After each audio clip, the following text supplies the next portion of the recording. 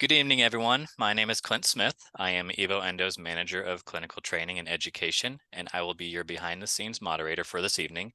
Just a few quick housekeeping notes before we get started. This presentation is scheduled to be 30 minutes in length, and we have reserved some time at the end for questions and discussion.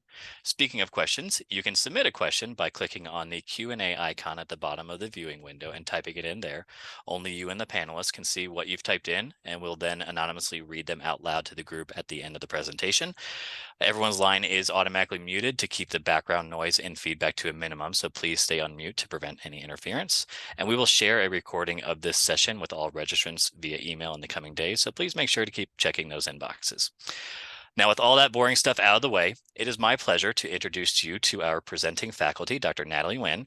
She is a friend and colleague from Children's Hospital, Colorado. She is the medical director of the Gastrointestinal Eosinophilic Disorders Program at Children's Colorado, and one of the first sedation-free endoscopists in the country. She has performed well over 400 sedation-free transnasal endoscopies and published numerous manuscripts on the technique. With her breadth of knowledge and experience with patient selection and preparation for successful sedation-free TNE, we thought it would be ideal to ask her to share her experiences with others to help assure the optimal patient experience. We thank her for speaking tonight and thank all of you for coming to learn from Dr. Nguyen. Thanks so much, Clint. So today I'll be talking about patient selection and preparation for successful sedation-free transnasal endoscopy. Our objectives today will be to review optimal ways to explain transnasal endoscopy to patients and families, discuss how to select the ideal patient for TNE, and discuss how to best prepare patients for TNE.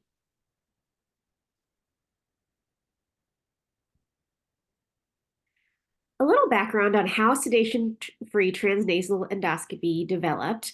It developed through a multidisciplinary collaboration within the Aerodigestive program and working together with pulmonologists and ENT who routinely use bronchoscopes to intubate nasal passages in children. Dr. Joel Friedlander wondered if we could use a bronchoscope to go past the nose into the esophagus like an NG tube. This led to the development of transnasal endoscopy in pediatrics at the Children's Hospital, Colorado in 2014. The initial studies looked at feasibility of transnasal endoscopy. We performed 21 transnasal endoscopy in children ages 8 to 17 years, and they had no serious adverse events. Parents were willing for their child to undergo TNE again 100% of the time, and the child would undergo TNE again 76% of the time. TNE was preferred over EGD by 86% of parents, and TNE was preferred over EGD by 53% of patients. We subsequently looked at 190 children and young adults who underwent sedation-free transnasal endoscopy over the period of 3 years. These patients were ages ranged from 3 to 22 years, and we had a 98% success rate. Out of 300 attempts, we performed 294 TNEs successfully. 54 subjects, ages 6 to 18 years, underwent multiple transnasal endoscopies for assessment of EOE. The average total time spent in clinic from front desk check-in to check-out in 2018 during the study was 71 minutes. Now, transnasal endoscopy typically takes about 3 to 8 minutes, and the total time spent in clinic is about 30 to 40 minutes.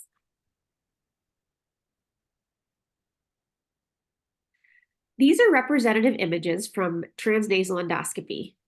On the left-hand panel, you can see a normal esophagus. In the middle panel, you can see changes of eosinophilic esophagitis, where you can see linear furrows and edema. And then on the right, you can see exudate, severe furrows, and edema. These are representative histologic findings from biopsies obtained both from TNE and from the pediatric endoscope. So images B and C are representative images of biopsies obtained from the transnasal endoscope versus image D is from the pediatric endoscope. All of our biopsy specimens in this study were adequate for assessment of esophageal disease. Since 2014, we have now performed over 1,300 transnasal endoscopies over the last 10 years. The patients have ranged from ages 3 to 22 years, and while we have performed a TNE in a 3-year-old, our recommendation would be 5 years and up. So what does sedation-free transnasal endoscopy look like now at the Children's Hospital of Colorado? So we typically do a preoperative visit where if it's their first time to undergo transnasal endoscopy, we have a child life specialist review what to expect. The physician comes in and obtains consent. We have the patients try on and orient them to the virtual reality goggles, and then we walk over to the procedure room. In the procedure room, we do a timeout. We do the lidocaine sprays to numb up the back of the nose and the back of the throat.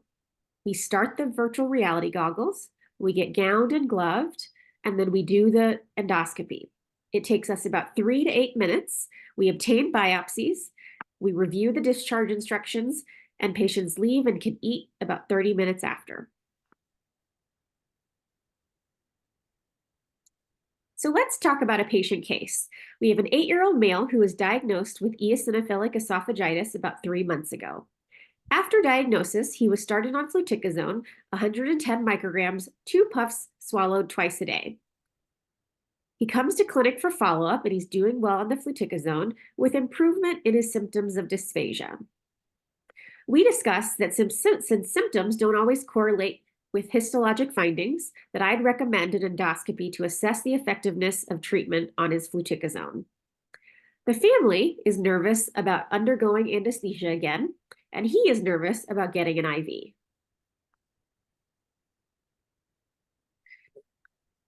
So that leads us to a common question that I get of how to explain sedation-free TNE to patients and families. I typically explain that unsedated or sedation-free TNE is an option, that this is an alternative or an option to endoscopy under anesthesia. And I explain that it's a way to evaluate the esophagus without sedation or going to sleep. I typically lead in discussing the distraction technique. Most centers use virtual reality goggles as a distraction technique, which has been well studied and well described in other medical procedures like IV starts and burn dressing changes. And then some centers use other distraction methods like TVs or iPads. So the explanation that I typically give to patients and families is that kids wear virtual reality goggles and watch a show. We numb up the back of the nose and the back of the throat with a lidocaine spray. And while they're watching the show, we go in with a tiny camera through the nose. We can take pictures and biopsies like endoscopy under anesthesia. It takes us about 3 to 8 minutes and there are no IVs. Afterwards, kids walk out and they can eat 30 minutes after. There's no missing school after. It's typically a much shorter visit.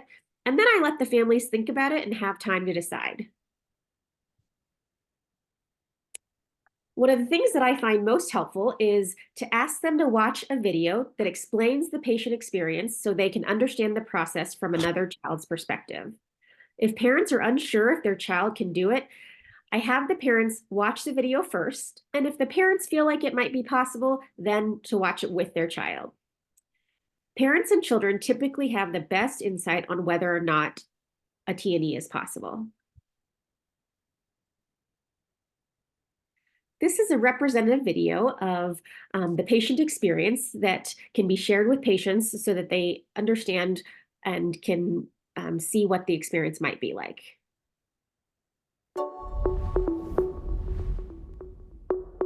When you arrive for your EVO Endo Sedation-Free Transnasal Endoscopy, also known as a TNE, you'll check in and go to a room to meet with your clinical team.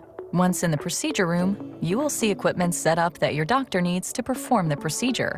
You might see the EVO endoscope, which is a long, flexible tube with a camera on the end of it. The tip of the EVO endoscope is a little wider than a spaghetti noodle, but much smaller than your pinky finger. Your doctor and clinical team will talk to you before the procedure.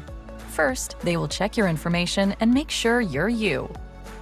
Next, your doctor will usually give you medicine to sniff through your nose. Although it doesn't taste great, it will numb the inside of your nose and throat. This can help make the procedure more comfortable. After receiving a patient experience kit, you can use the provided VR goggles during the procedure to watch a video or show from EVO Endo's video channel. Then the procedure will start.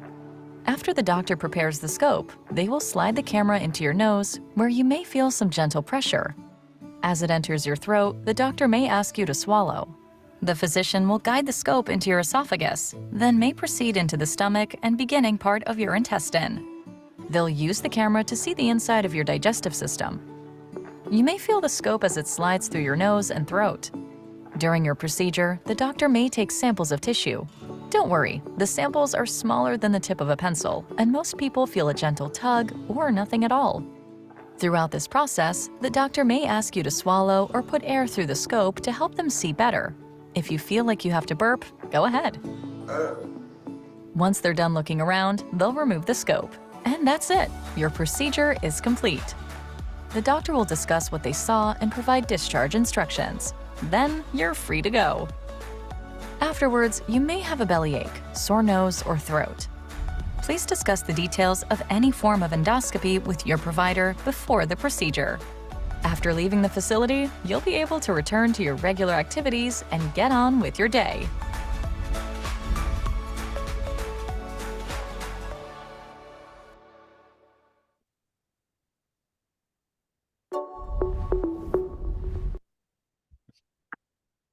So most centers have a video similar to that explains the procedure and helps families to understand the experience. So back to our patient. Our 8-year-old male who was diagnosed with EOE about 3 months ago and is on fluticasone. His parents watched the video and felt like he could do it, and then he watched the video and decided he wanted to try it. The next common question I get is, who is the right patient for sedation-free transnasal endoscopy? When we look at the adult data, some studies have looked at predictive factors for failure in adults, and they found that the factors for failure included being female, ages younger than 35 years, and a larger endoscope diameter. We wondered the same question about pediatrics, given that patients' ages and sizes are different and developmental milestones are also different. So we wondered which factors influence the acceptance and tolerance of sedation-free TNE in pediatric patients, and how can pediatric centers optimize procedural outcomes? We looked at 110 transnasal endoscopies that were performed between March 2020 to April 2021. The subjects or patients were 5 to 22 years old, and our completion rate was 98%. During the endoscopy, we, as physicians, assessed each patient with a TNE score. And this TNE score assesses the patient's tolerance to transnasal endoscopy during the procedure from the physician's perspective. So a score of 1 means that the patient was able to undergo the TNE with ease. 2 meant that they had minimal complaints. 3, they had moderate complaints and required frequent reassurance. 4, they had significant complaints and resistance. And 5, the procedure had to be terminated and the TNE was not tolerated. What we found was that 85% of patients were graded collectively as a TNE score of 1 or 2, meaning that they underwent TNE with ease or with minimal complaints. We then looked at which factors might predict more difficulty or a higher TNE score. And we found that young age, shorter height, or first-time TNE were factors that led patients to have more difficulty with TNE. The factors that did not predict more difficulty with TNE included gender, a past medical history of ADHD or autism or anxiety, whether a junior or senior endoscopist performed the TNE, or history of using a nasal spray at home. So those factors did not predict more difficulty with TNE. So we felt like the TNE scores were helpful in the clinical setting to help physicians optimize training and to better understand which patients were good candidates for TNE. Who is not the right patient for TNE? These are relative contraindications. And again, there's an asterisk by it because every patient is different. And, there are times when TNE can be performed in someone with nasal deformities, for example. But relative contraindications are nasal deformities, bleeding disorders, a high degree of anxiety, or age under 5 years.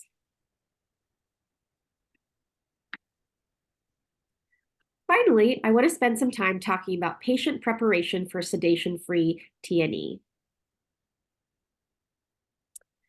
The day before the procedure, we typically review the instructions for the procedure. We review the NPO instructions, which is 2 hours typically for the esophagus and 4 hours for the stomach and duodenum. And then we remind the patients, especially if it's their first time, to watch the video the night before so the child knows what to expect. Additionally, we have our child life specialists help prepare children before their first TNE. Typically, they go over if the child has had a previous endoscopy experience, how did it go, and they address any misconceptions. They provide sensory information about what the scope looks like and what the scope feels like. They have an iPad that they go over kind of what the scope looks like, what it feels like, so they can show kind of step by step what to expect. They go over pain management and discuss the nasal sprays that are used and what it feels like. They go over coping techniques like using a stress ball or a fidgeting.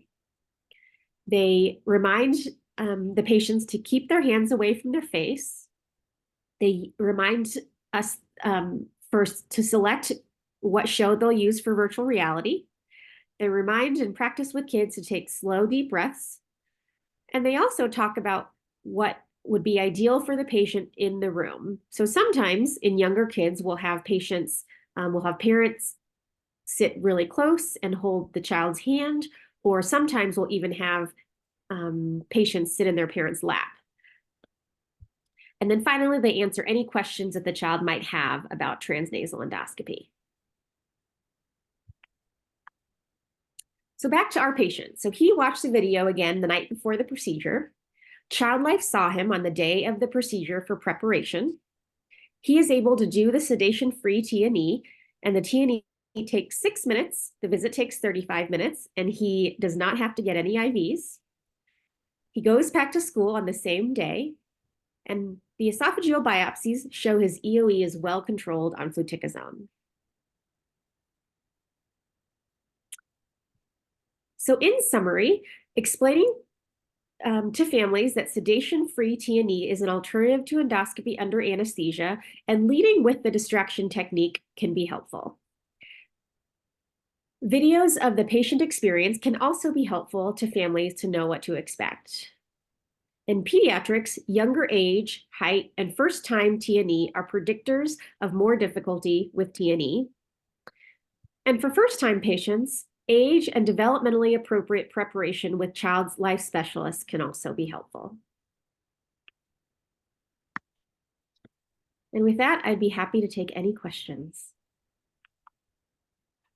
All right. Thank you, Dr. Nguyen, for a wonderful presentation. Now, like she said, let's take some time to answer some questions from members of the audience. And remember, if you do have a question, feel free to click on the Q&A icon and you can submit your questions there. First question we have for you, Dr. Nguyen. How do you describe the feeling of a sedation-free endoscopy to your patients, and what does it feel like if they ask you? Yeah, I think it's really important to not describe any of the things they might feel. I typically tell, for example, I tell people that when we initially start and they have the VR goggles, I tell them, you're going to feel something in your nose. I don't describe that you're going to feel something small, a tiny feeling in your nose, or I try not to use descriptors because I think everyone's experience is different. I try to describe it that, they are going to feel pressure. And even with the numbing medicine, that we do want you to feel so that they can follow instructions. Um, and we walk them through everything. But one of the things I've learned is to try not to use descriptors of how they might feel, just because everyone's perception is a little bit different, because a feeling of a very small scope in someone's nose may feel very large to them.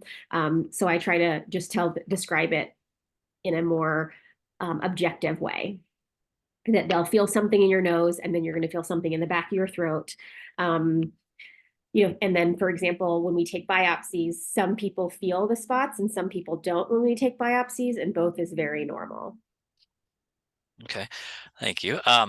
So to kind of follow up on that, how do you approach and comfort a child during a sedation-free endoscopy who's not tolerating the procedure well? So you've described the procedure to them and how things are going to feel. Now that you've started it and they may not be feeling the best about it, how would you work them through it? What techniques or things might you say or do? Yeah, when that happens, there are certainly kids that are very nervous. I think I typically will have them take off the goggles and we'll take some deep breaths together so that they can practice their deep breaths.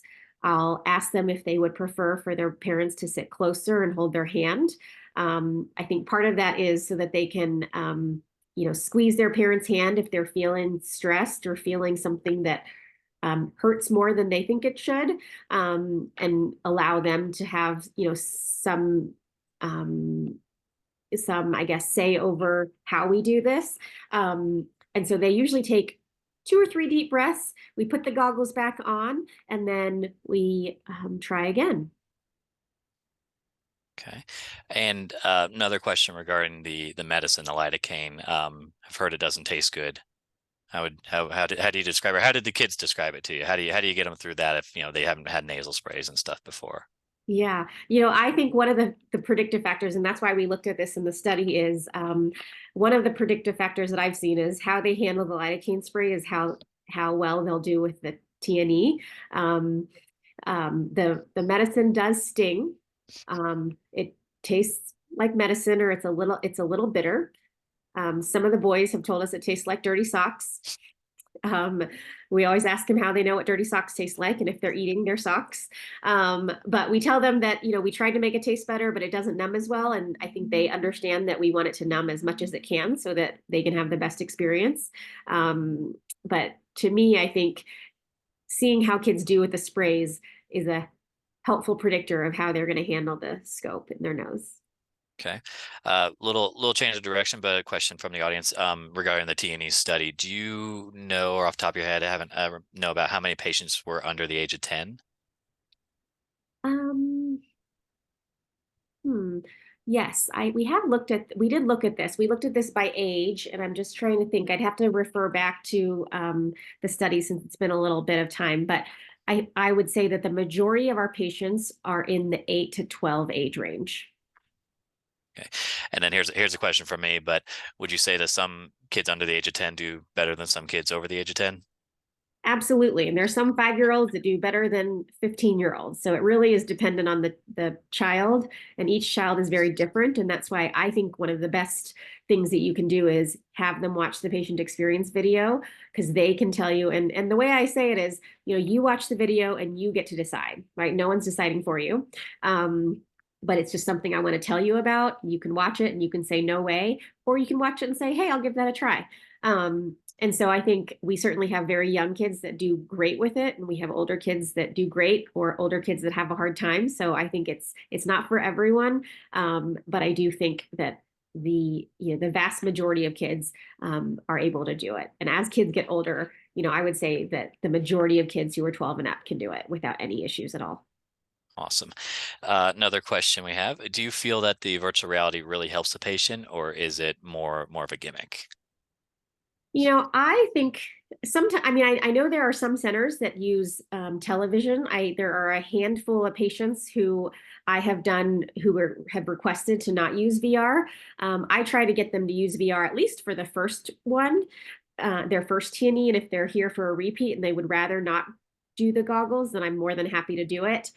I have seen, especially in the younger kids who show up really nervous, I find that as we're setting up the VR in the room, kind of in the pre-visit, and getting their show set up, their faces light up and they smile and they're just fully immersed. So I do think that VR plays a really important role in our success with transnasal endoscopy. Okay. And you can also Other. see the parents' faces light up too, and like they take a deep breath when they see their child smile before we get started. Oh, I know. If anyone that's on this watching this right now, I was the nurse at Children's Colorado previously working with Natalie and Dr. Friedlander doing the TNEs, and that feeling is an amazing feeling to see and watch these parents in the room being able to be there with the patient to experience this. Another question here. What percentage of patients come back to repeat TNEs, and how many may go back to just the sedated EGDs? Yeah, I would say if I had to predict that, I would say about 10 to 20% probably go and have EGD after TNE. But the vast majority who have done TNE tend to stick to TNE. I think, we at the Children's Hospital of Colorado have a very robust EOE program. And so I think some of our patients are quite motivated to do unsedated or sedation-free endoscopy, but I would say about 80% of patients who have done TNE continue to do it. I mean, we have some that have done 15 or 10 transnasal endoscopies, and it really is a way that has allowed us to make huge strides in advancing diet elimination faster, because I think most parents are nervous about their child undergoing anesthesia 10 times a year, right? But if you, well, not 10 times a year, but if you wanted to do diet elimination and introduce a food, you could do it every 2 months and not need an anesthesia. And I think that has really advanced being able to make strides in that. So you showed the video, and you mentioned other centers have different videos and such. Do you use anything else besides the videos for the kids to watch? Any handouts, pamphlets, talking with nurses? You mentioned Child Life. Like, besides the videos, what other materials or resources might you guys use to prep a patient? Yeah. Most of the time while I'm in clinic, if they've got some downtime, then I'll show them the video in clinic so that they can get an idea of what I'm describing and answer any other questions they have. We also have a handout of describing transnasal endoscopy to families in Spanish and English. And then our nurses, if the families have any questions, will also call and go over things with the families if they have questions. Okay. Another great question here regarding EOE and the biopsies. Does it matter where in the esophagus the biopsy is taken for EOE?